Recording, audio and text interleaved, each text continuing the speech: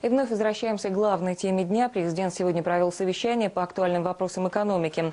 Вторая часть совещания проходила без прессы. Как нам стало известно, президент поставил задачу перед чиновниками обеспечить необходимую социальную защиту граждан и увязывать рост цен исключительно с мерами по соцзащите.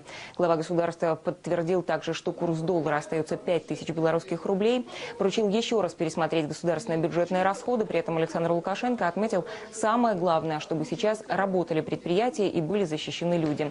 Предостерег также правительство и Нацбанк от принятия поспешных решений на валютном рынке, заявив, что о какой-то конкретике можно будет говорить только по итогам первого полугодия. Определитесь с целями и критериями. Я вам сказал, главный критерий – это народ. Наши с вами родители. Мы и так уже резанули, да? Дальше некуда резать. Дальше резать некуда. Поэтому как вы там будете делать? Это ваше дело. Вы у меня хотите спросить завтра? Я вам скажу, что завтра, с Прокоповичем абсолютно согласен, нельзя никаких решений принимать вот таких вот, как вы предлагаете, радикально. Нельзя. Мало времени прошло, раз, ажиотаж не спал по автомобилям, это был спусковой крючок.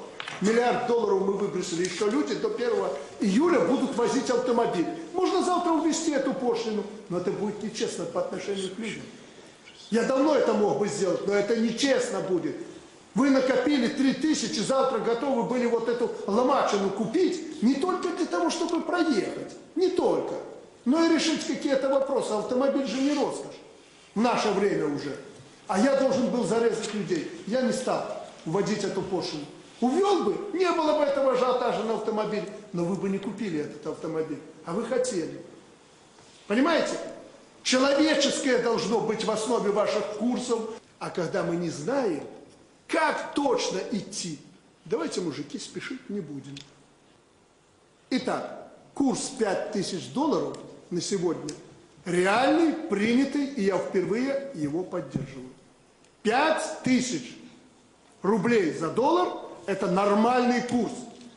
Мы не можем больше курс устанавливать и играться на рынке. Сегодня надо чуть-чуть как-то нам организоваться и сделать нормально. Успокоиться, как он говорит, и сделать нормально. Все в наших руках. Еще раз говорю, все производство работает. Спрос на продукцию колоссальный. Где плохой спрос, валюты не ждите. Где предприятия не работают. Вот с вас я шкуру сниму на 100%. С министров и губернаторов. Не дай бог, какое-то предприятие будет плохо работать. По ценам категорически вас предупреждают. Категорически. Дернитесь не так, где надо, пеняйте сами на себя. А завтра, чтобы 4,5 было на каждой заправке. Ситуация терпима.